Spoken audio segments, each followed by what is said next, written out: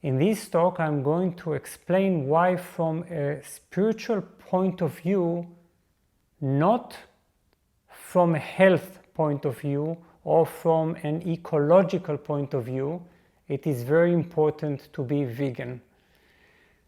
Because veganism can be understood in different contexts. What it does to your body, what it does to the ecology of the earth. But here we are only focusing on the spiritual dimension of veganism.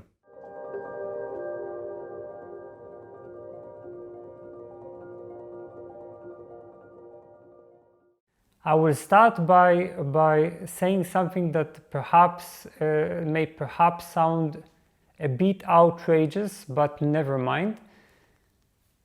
In fact, in this age, in our time, it is highly unreasonable for a spiritual person to be non-vegan. Highly unreasonable. And actually, I'm quite surprised that some people believe that it is possible to be pure-hearted and spiritual while continuing to consume different types of meat or different types of dairy products and eggs. And we really need to ask ourselves how far and how sincere our spirituality goes, you see? Because spirituality, surely we will all agree on this point, spirituality includes as a major part of the practice the cultivation of a profound form of non-violence. A profound form of non-violence. It actually, we develop such a profound non-violence that we do our best not to even control someone else's spiritual journey or soul's journey, right? We want to give them the space as a part of our practice of love and compassion.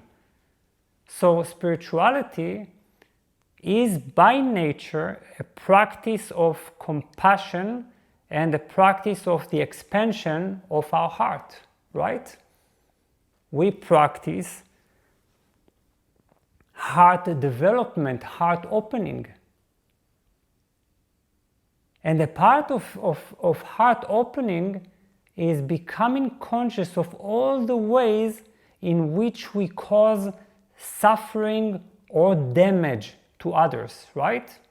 Of course, all the things that we can be conscious of, some of the things we may not be conscious of, we may cause damage and suffering unconsciously, indirectly. But whatever comes to our attention, whatever becomes conscious for us, we should avoid at all costs. Do our best to avoid causing damage or suffering to others. Now the question is, why is it that animals are excluded from our practice of love and compassion? Why is our spiritual ethics limited to human beings, you see? We practice love, we practice compassion in our relationships, in the way we approach others, but then, for some reason, animals exist outside our practice of love and compassion. They somehow do not deserve our love and compassion. They don't deserve our special efforts.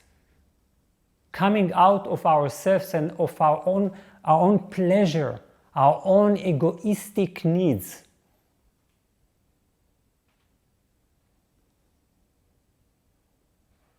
So spirituality, and surely we will all agree on this point, is all about, or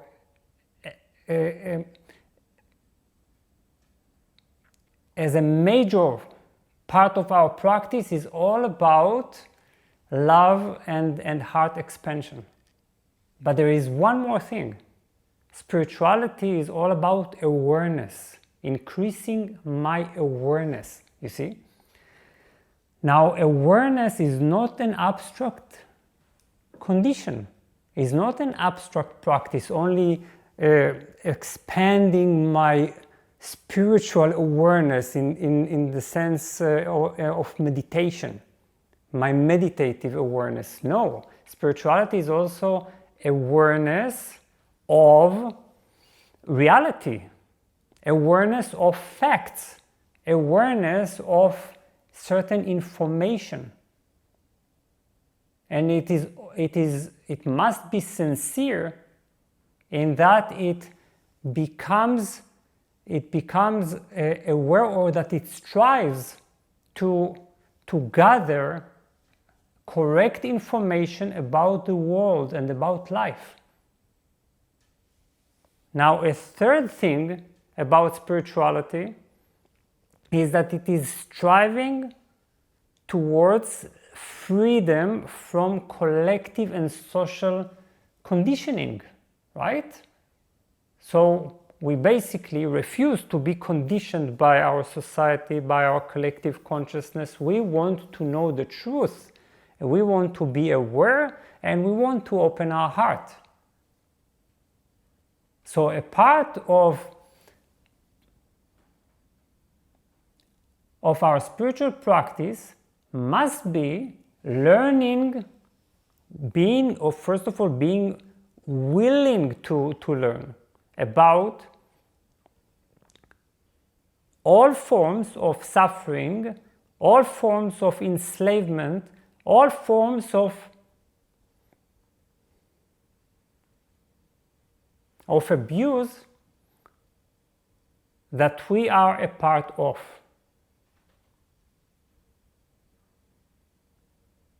If there is a form of suffering and we are a part of it, we must be fully aware of it. We must confront this reality. And then there is the last element of spirituality that is relevant to this discussion. Whenever I'm conscious of something, I'm taking on the burden of responsibility, right?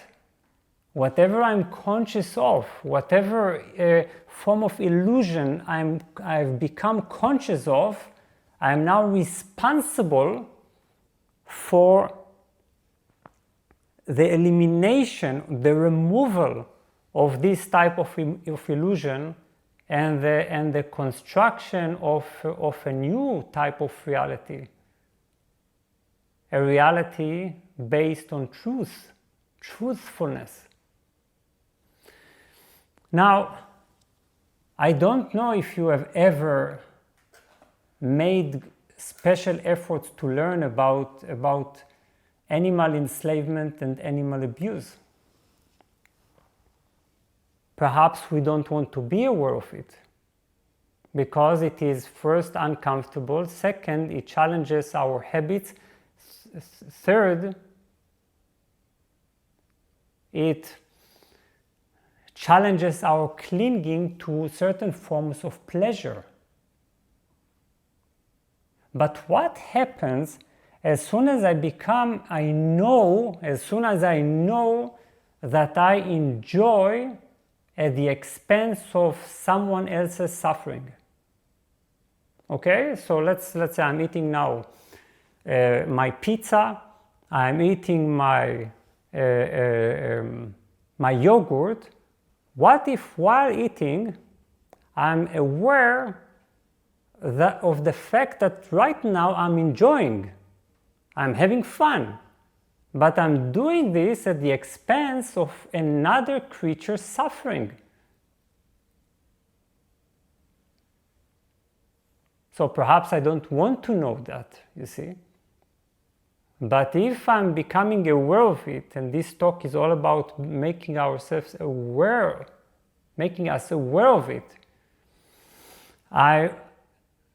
there are two types of consequences. One is that I'm creating karma. I'm creating karma because karma is all about causing damage or suffering to others knowingly for egotistical reasons, for my own desires and my own fears. And second, I make my heart compassionless. I keep it in a state of indifference. This means that a part of my heart, despite all my spiritual practice, all my love and compassion and joy and meditative capacities and so on, and my purity and my sacredness, all that, I will always have a part of my heart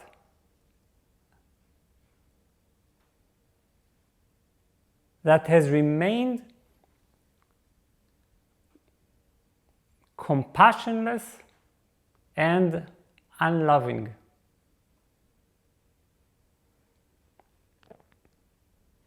Now, try when you eat an animal, when you consume an animal, or when you are nourished by the products, by the materials, the substances that it creates for its babies, for its descendants. When I eat an animal or when I'm nourished by these material substances, try to think about the animal itself, him or herself. Try to think about that animal, to feel it.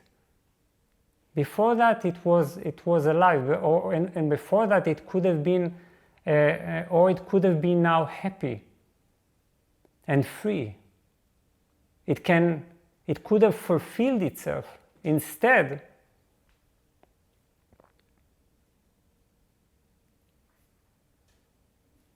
I am consuming it, or I'm enjoying it at its expense. So try to feel it, to expand your heart to include its own potential happiness and its own suffering. Doesn't it, he or she, don't they deserve to live happily? Why do we agree that all human beings should live happily? That we should live happily, but animals are somehow, they are not important.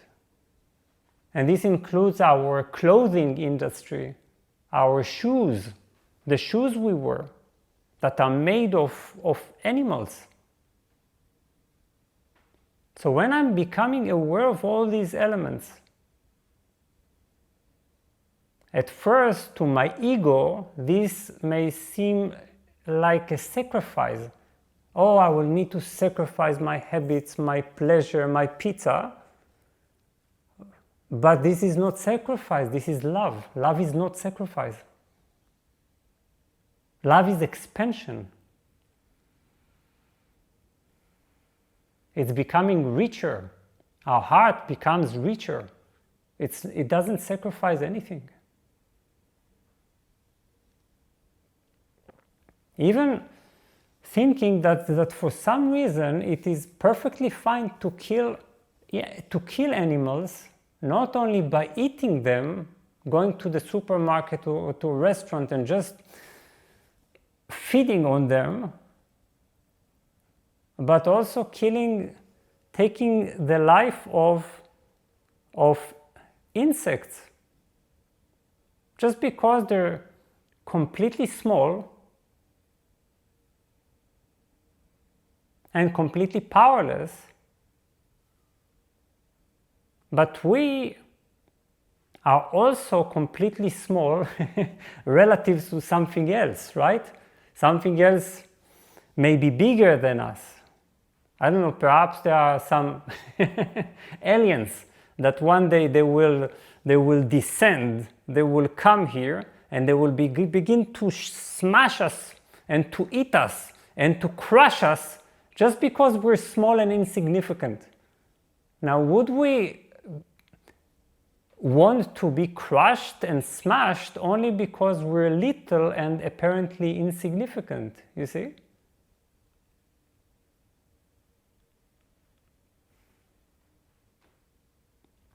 So now for the part of the reservations, because surely you have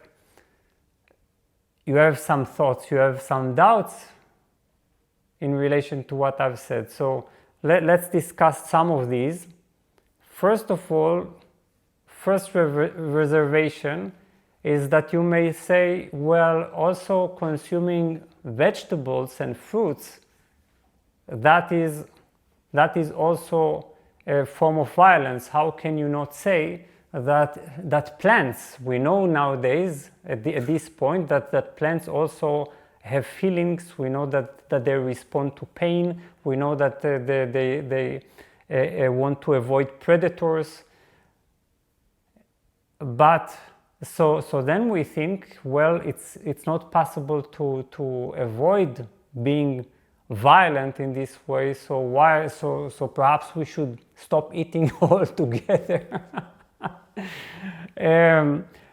Mahatma Gandhi said, I'm paraphrasing, he said something like, it is even being alive entails living at the expense of other creatures. We always live at the expense of other creatures, even when the farmer grows vegetables and fruits. Of course, sometimes they hurt some animals, and we are not aware of it, and we cannot control all of these small incidents. So it is not possible to avoid violence altogether. But we do know that in most cases, trees, bushes, and plants, they yield fruit for it to be picked up and to be eaten. That is a part of the nature of vegetables and fruits. We don't know of cows that produce milk with the intention of giving it to humans, right? We don't know of calves who are born in order to be eaten. This doesn't work the same way. But beyond that, it is not a philosophical discussion, because there is a gradation of violence, and you don't need to be extremely sensitive to intuitively identify the difference between a carrot and a fish, right? Nobody thinks there is very little ethical discussion of the nature or the implications of eating a carrot, right? So because we can identify intuitively, and we only escape to philosophical discussions when we are afraid of giving up on a certain attachment to pleasure that we have. Second reservation is that we may say, well, animals also eat other animals. So if God wanted animals to remain uneaten, it would have created a completely different universe, a completely different planet. But when we say, well, animals also eat other animals, we actually place ourselves under the category of natural, you see? Natural. We say, well, that's natural to eat animals or to drink milk. Or our ancestors, this has been humanity's practice since thousands of years, tens of thousands of years. But the question is not whether it is natural or not, because one, there is nothing natural about us, you see? I'm right now wearing clothes. What is natural about it? Our culture, human culture, is not natural. This is ridiculous to even discuss this term. But even more importantly, because we are in the context of a spiritual talk, spirituality is all about going beyond instinct, right?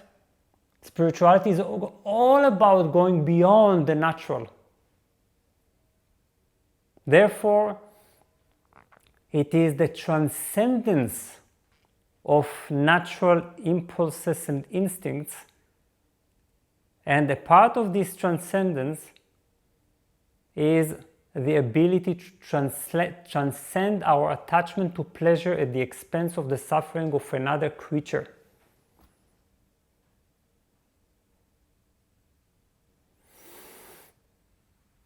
A third reservation. We return to the Buddha, we return to Jesus, and we say, well, we have absolutely no indication that either the Buddha or Jesus were vegans or even vegetarians.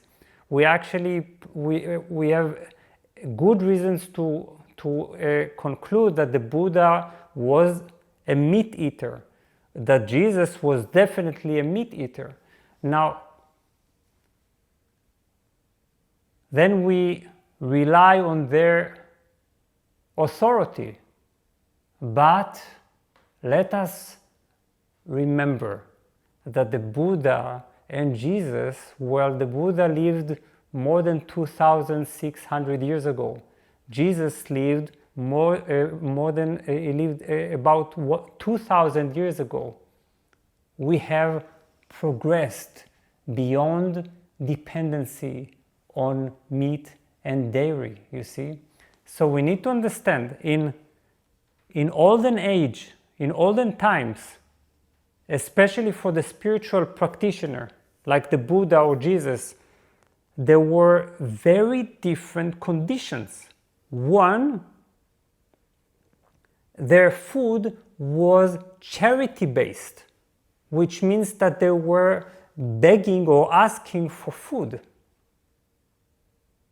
And when you beg for food, when you depend on other people's generosity and you receive a bowl of meat, you don't say, well, I'm vegan, can you please give me something else? You eat what you are given, and that makes a lot of sense.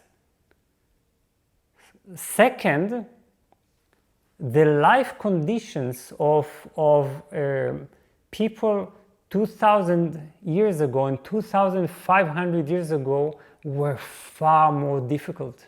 It was very difficult to have a abundance of food, to have possibilities.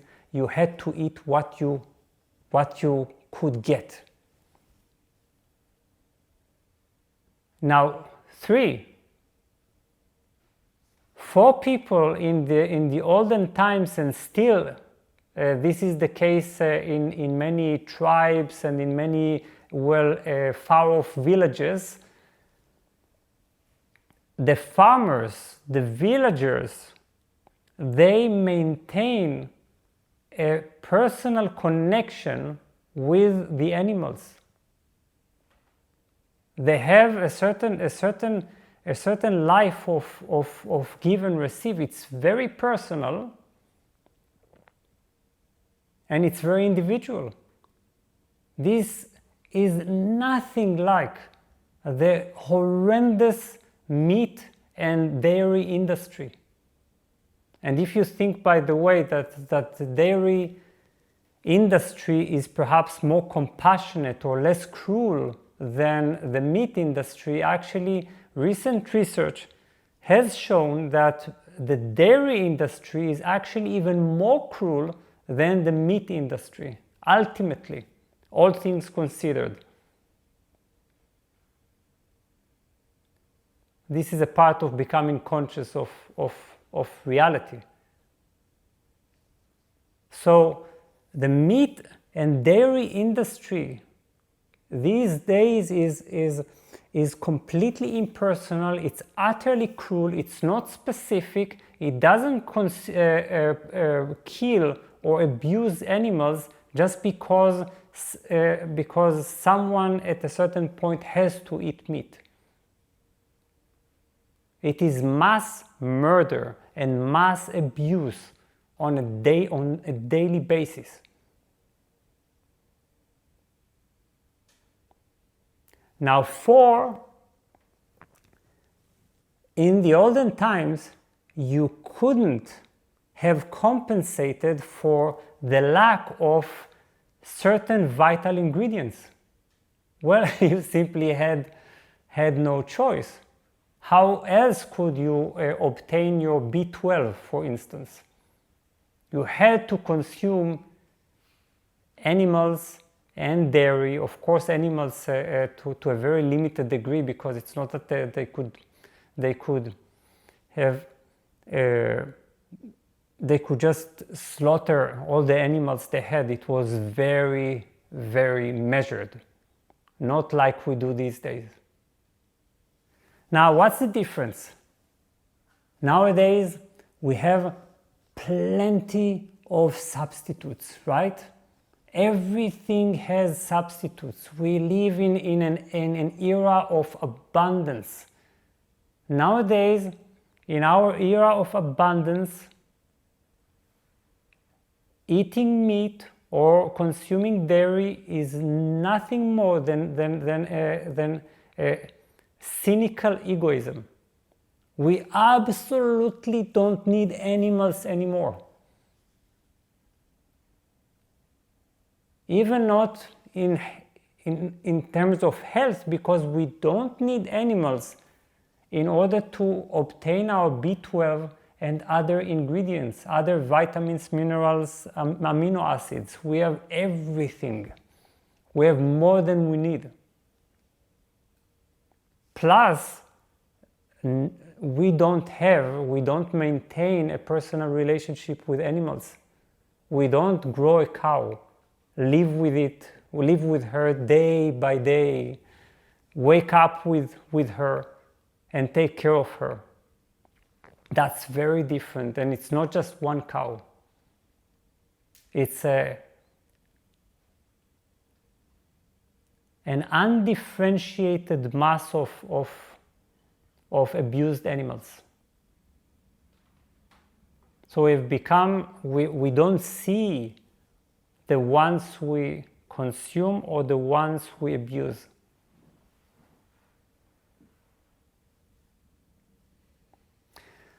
Now, of course, veganism must be responsible, it must be wise, and it must be conscious, you see? You have to be consciously vegan, which means just saying, I'm not, okay, so I will not eat meat, I will not consume dairy, but I will live unintelligently as a vegan.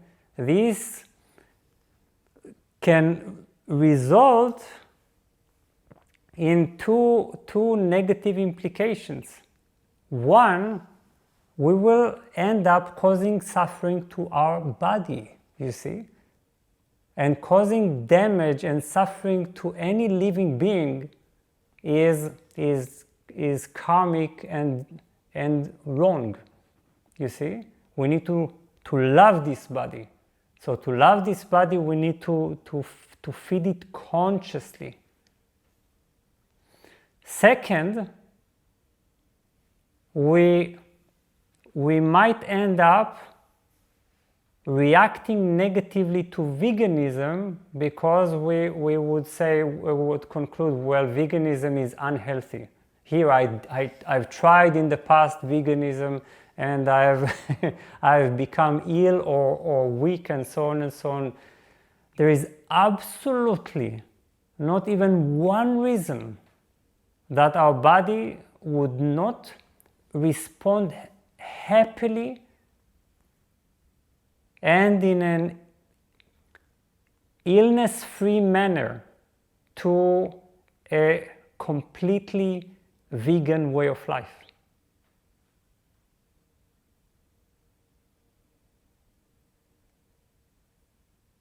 So we must be informed of the cruelty, the implications of what we do. And at the same time, we must be informed of the ways in which we can live healthily and probably even more healthily than we would as eat-meters or dairy product consumer.